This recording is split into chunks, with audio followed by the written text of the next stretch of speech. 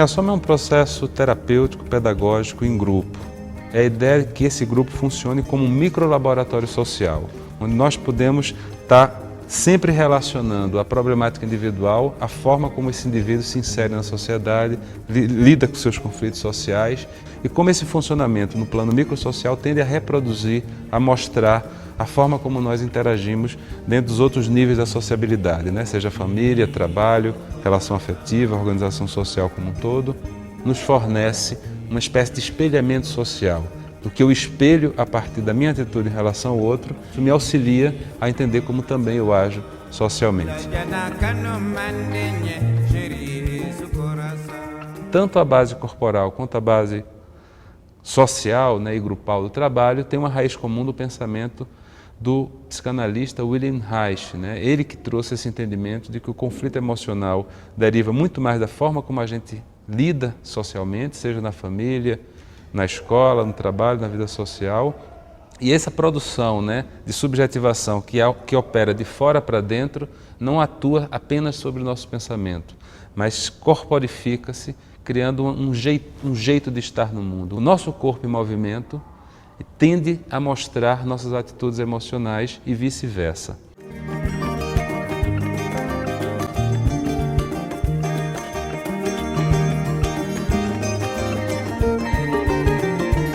Então o corpo é trabalhado como um mecanismo diagnóstico através da expressão corporal e ele é trabalhado como ação e intervenção terapêutica à medida que nós buscamos modificar nossas estruturas corporais, mobilizando nossa energia vital e fragmentando o conceito fundamental da obra do Reich, que são as couraças ou tensões musculares que se criam, que é justamente a forma como a gente vai, ao lidar com o meio social, tendo condicionamentos, bloqueios, travas corporais que vão se reproduzindo também enquanto bloqueio e travas emocionais. Enquanto processo pedagógico terapêutico, né, acho que a Soma se insere dentro de um campo que se coloca claramente contrária às psicologias tradicionais, que normalmente são terapias adaptadoras ao sistema, à sociedade vigente tal qual ela é, né, muitas vezes desconectada de uma compreensão mais ética, política e social sobre o comportamento individual.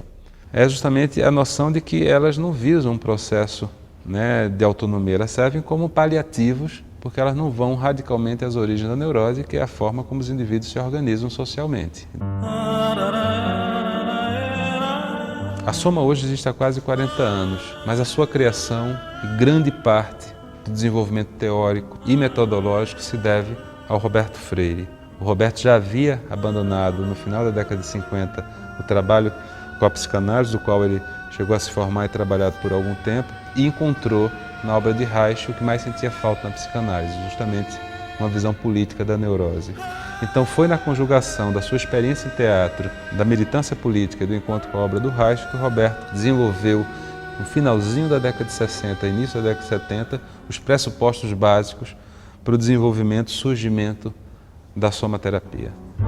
O que será que me dá, que me bole por dentro? Será que me dá, que brota a flor da pele? Será que me dá? A liberdade é um estado, não um fim, que se dá na relação permanente com o outro e com o próprio meio, inclusive. Então, pensar libertariamente a vida significa agir politicamente no dia a dia. Qual a postura crítica que nós vamos criar em relação às nossas próprias práticas de poder? Pensando isso a partir de uma relação cotidiana, não como uma utopia distante. E que me faz mendigo, me faz suplicar, o que não tem medida, nem nunca terá.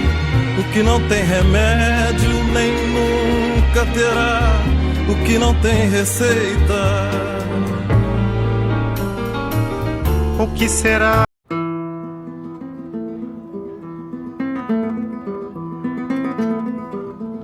Os grupos normalmente surgem a partir de workshops de demonstração. E a partir desse workshop, nós convidamos as pessoas a ingressarem no grupo.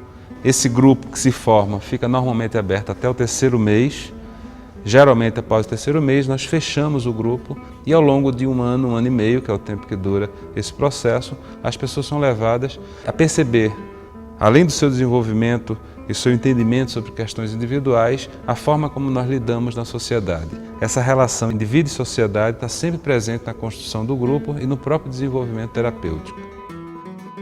A ideia dos grupos é que esses grupos eles possam desenvolver o que nós chamamos de uma dinâmica de grupo numa perspectiva autogestionária. O conceito de autogestão é um conceito egresso do movimento anarquista, inicialmente pensado para o desenvolvimento, produção a nível fabril. Nós utilizamos essa noção de autogestão visando levar os participantes desse grupo a entender que a produção daquele processo é desenvolvida coletivamente. O terapeuta ele é um catalisador, mas ele não é o responsável sozinho da condução desse processo. E essa tentativa de justamente articular uma dimensão do indivíduo e do social, onde nenhuma dessas duas dimensões se sobreponham, para nós é fundamental e é um dos pontos de partida para essa construção, como nós chamamos, dessa autonomia emocional e política também.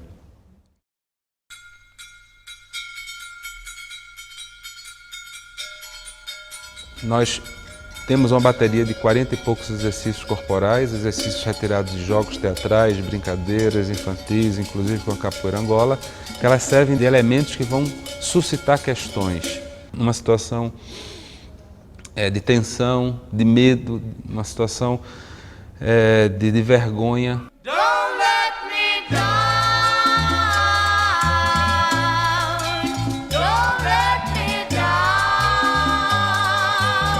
Como nós podemos, a partir dessa sensação, desse sentimento que o corpo demonstrou, fazer uma relação com as situações, os momentos na vida que também despertam esse mesmo tipo de sensação de emoção e o que isso nos fornece enquanto elemento e, ao mesmo tempo, o que nós podemos agir, atuar a partir dessa informação. O que é fundamental nessa passagem da leitura, né, que é a decodificação das sensações em palavras, é que aos poucos as pessoas possam ir transformando conscientizações em ações conscientes. É a passagem do entendimento para uma ação. É a parte onde de fato eu começo a mudar, me transformar enquanto indivíduo, que não deixa de estar associado a uma mudança também das formas e maneiras como eu ajo ético e politicamente no mundo.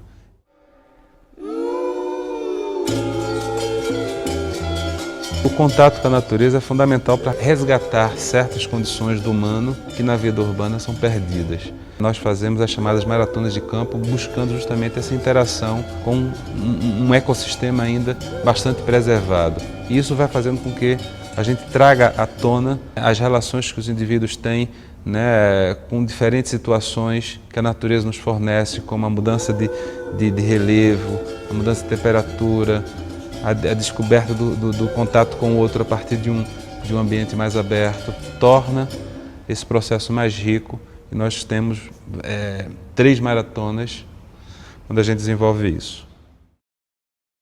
Quando se acaba essa parte prática, nós entramos na fase decisiva do processo da soma, que é a chamada cadeira quente. É um momento onde cada participante recebe do terapeuta e do grupo e da própria percepção que ele mesmo construiu o entendimento de como foi a sua inserção nesse espaço. Ali reunimos os principais elementos que compõem e caracterizam a passagem desse membro por esse grupo, para que ela, com esse instrumento e esse manancial de informações, ela possa tocar sua vida após o término do grupo. A ideia ao longo desse processo é que esse tipo de terapia leve as pessoas a uma ampliação da sua autonomia no plano emocional psicológico, sabendo que o processo terapêutico como um todo não se esgota ali, mas ali inicia-se um outro processo onde ela vai buscar, né, na utilização desses instrumentos, a capacidade e a condição de guiar a sua existência de forma mais satisfatória possível.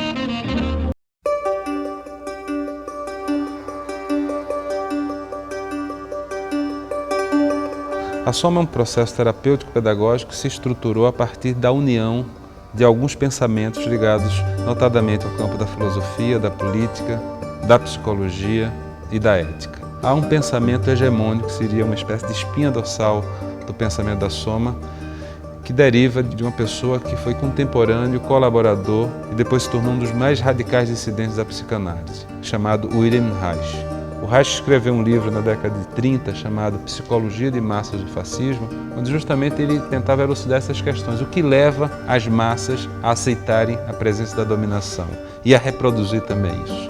essa servidão voluntária vai se produzindo desde cedo nas relações tradicionais das famílias, que vai preparando o indivíduo para aceitar a noção de obediência, de disciplina quase compulsória, dentro de uma formatação política, moral, religiosa, espiritual, que depois se estende nas escolas e se amplia como um todo na sociedade em geral.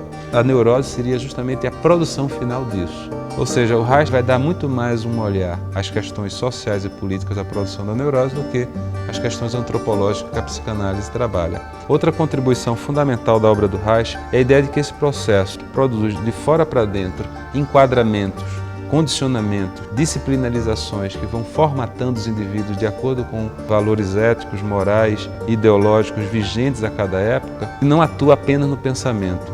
Todo o nosso corpo é afetado por essa produção, como uma espécie de corporificação do nosso inconsciente. Como nós, através de posturas, gestos e atitudes corporais, tendemos a refletir atitudes emocionais. E essas estruturas tendem a se cronificar. O Reich vai falar sobre 7 anéis ou segmentos de couraça, que é o segmento visual, ocular, da boca, né, da cervical, a parte dos ombros, né, o diafragma, o abdômen e a pelvis. Geralmente, em cada indivíduo tem o que ele chamava de couraça de eleição, é onde essa região corporal é mais rígida e que normalmente corresponde, certamente, a mecanismos que compõem a sua história de vida. Então, uma terapia corporal reichiana, como a soma, tem o corpo como fonte diagnóstica e fonte de ação terapêutica. Ela visa não só levar as pessoas à conscientização dos seus mecanismos, mas à percepção do seu próprio corpo, e como esse corpo funciona e como esse corpo pode ser modificado. Treinar nossos corpos para o enfrentamento, nos planos, né, sociais, políticos, sobretudo emocionais. A antipsiquiatria foi um movimento surgido inicialmente na década de 50, a partir de um pesquisador chamado Gregory Bateson, que desenvolveu um estudo muito interessante e para nós fundamental, chamado de duplo vínculo. O Bateson pesquisou famílias de jovens esquizofrênicos e descobriu que havia nelas uma forma de se comunicar defeituosa presente em todas essas famílias, que ao mesmo tempo afirma, nega algo. Daí a noção de uma dupla mensagem, de um duplo vínculo. É como se eu dissesse sim e não simultaneamente, que dentro de relações afetivas produz um grande estado de perturbação, culpa e muitas vezes dependência. Se uma criança e um jovem foi educado permanentemente através de uma pedagogia onde o afeto, o amor, foi utilizado como forma de sensibilização, neurotização ou mesmo dominação, esse sentimento do amor se torna um grande instrumento sobre o outro. E uma das principais formas de ter o controle afetivo sobre o outro é a utilização de chantagens e a utilização de duplos vínculos. Boa parte do estudo da antipsiquiatria, e especialmente o que nós adotamos na Soma, se volta para o entendimento de uma pragmática de uma comunicação humana. Como nós nos comunicamos, como nós nos relacionamos. Nos fornece um entendimento muito importante dessa relação entre amor, política, dominação, neurotização, sobretudo através do estudo do duplo vínculo. Outra importante escola da psicologia contemporânea presente nas bases teóricas da Soma é a gestalterapia do seu criador e colaborador, Friedrich Pius. Ele sugeriu uma coisa muito importante, que é centrar o processo terapêutico no presente. Nós valorizamos e entendemos o passado como sendo importante na compreensão do nosso presente, mas não vamos ficar presos ao passado como forma de desenvolver um processo terapêutico para que na reformulação desse passado o presente se refaça. Nós centramos o processo no presente e buscamos dar um sentido mais prático ao próprio processo, entendendo, a partir de um vasculhamento sobre nossa vida, quais são as questões que estão em abertas, inacabadas e, portanto, consumindo nossa energia vital. Pensar a responsabilidade como habilidade em dar respostas eficientes para as diversas situações que surgem. Costurando todas essas correntes no campo das psicologias, nós encontramos o anarquismo. É um pensamento político sistematizado, bastante atual, que tem a ver com a ideia de fragmentação das hierarquias, dos poderes e valorização das individualidades e possibilidade de unidade desses indivíduos livres e soberanos que possam se auto-organizar. Não utilizamos o anarquismo como forma de um proselitismo político, mas levamos os grupos a trabalhar com pressupostos do anarquismo para que, a partir de uma metodologia menos verticalizada e mais horizontalizada, nossos próprios autoritarismos possam se manifestar. Porque nós acreditamos que é justamente uma vida com elementos do autoritarismo, de controle, através, por exemplo, do amor, da posse, do ciúme, através das hierarquizações dentro das relações familiares, das relações afetivas, das mentiras, das chantagens, das hipocrisias, ou seja, desses micro-autoritarismos que vão permeando nossa vida social, é que a neurose encontra terreno. Não só ela é fruto, como peça, engrenagem de uma maquinária que alimenta um próprio sistema capitalista que nós vivemos. Nós criamos relações dominador-dominado. Então, se eu me sujeito a alguém, eu quero que esse outro se sujeite a mim. Se esse outro se sujeita a mim, ele depois vai cobrar que eu me sujeite a ele. E muitas vezes esses mecanismos eles se dão a nível subconsciente. Nós simplesmente reproduzimos e não percebemos isso. É imprescindível que um processo terapêutico possa fazer uma associação entre o meu comportamento e a forma como eu ajo com as pessoas. E que eu possa, ao mesmo tempo que eu crio essa compreensão, criar novas rotas, novas possibilidades da minha própria inserção nessas relações.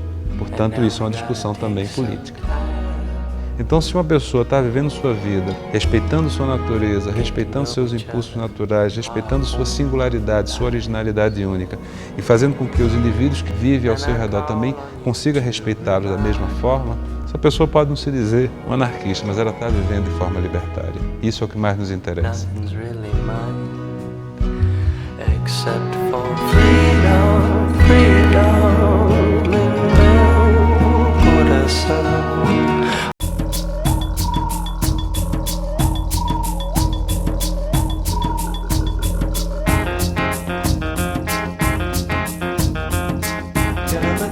Cada pessoa vai tendo que lidar com diferentes situações. Ela não vai andar sobre um chão liso, ela vai andar sobre pedras, por exemplo, né? Ela vai ter um contato com certo risco, claro que não é um risco absurdo, mas algum risco que forneça elementos para ela se perceber nessa situação.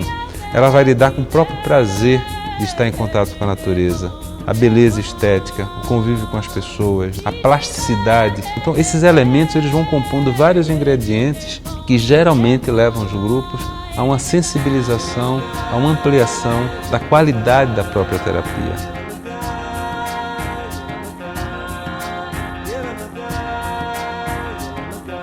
Fazemos caminhadas, trilhas, contato com o rio, com a argila, com altitudes.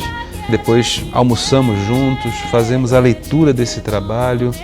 Nós não estamos preocupados apenas na relação com o meio ambiente, que é fundamental, mas também levar cada um a perceber a própria ecologia social, como é que é o convívio de um grupo durante todo o final de semana, né? Como é que a gente pode se auto-organizar, como é que os grupos viajam, se hospedam, muitas vezes produzem sua própria comida. Então tudo isso está inserido dentro de um estudo a nível ecológico que não está só na esfera do ambiental, mas está também na esfera do social e do individual.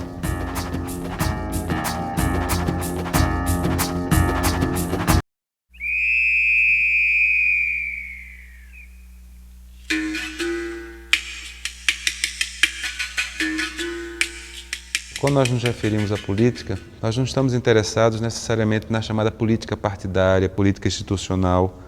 Pensar política enquanto a origem da concepção política, que são os conflitos de poder, inerente a qualquer relação social. Se eu vivo uma relação de amor, se eu educo um filho, se eu tenho um trabalho desenvolvido em determinada área profissional, eu vivo relações políticas ali. Então, para nós pensarmos terapia, psicologia, comportamento e mesmo pedagogia, é pensar como cada indivíduo lida nos seus distintos níveis de inserção social. Se eu pensar que o germe do autoritarismo social reside nas formas mais elementares da organização social, esse micro passa a ter um relevo, ou seja, como é a minha forma de agir ética e politicamente nas relações mais próximas. Aqui tem rei, aqui tem rei, camarada. Há alguns anos, do início da década de 90 para cá, nós temos introduzido a capoeira Angola como um recurso terapêutico de extremo valor. Produz uma grande mobilização corporal porque ativa praticamente todos os músculos do corpo. Ela, além de ser uma dança, ela também é uma luta. E surgiu diante de uma situação onde o escravo só pôde utilizar seu corpo como instrumento de luta dentro da escravidão no Brasil colonial. A soma surgiu durante o período da ditadura militar, onde quem pensasse contrário ou quem lutasse de forma direta contra os pressupostos sociais e políticos da época era perseguido, torturado e morto. Precisamos dessa postura de enfrentamento para encarar, as nossas gestaltes abertas, os rompimentos dos nossos duplos vínculos, fomentar a capacidade de luta das pessoas nos planos sociais, políticos, sobretudo emocionais.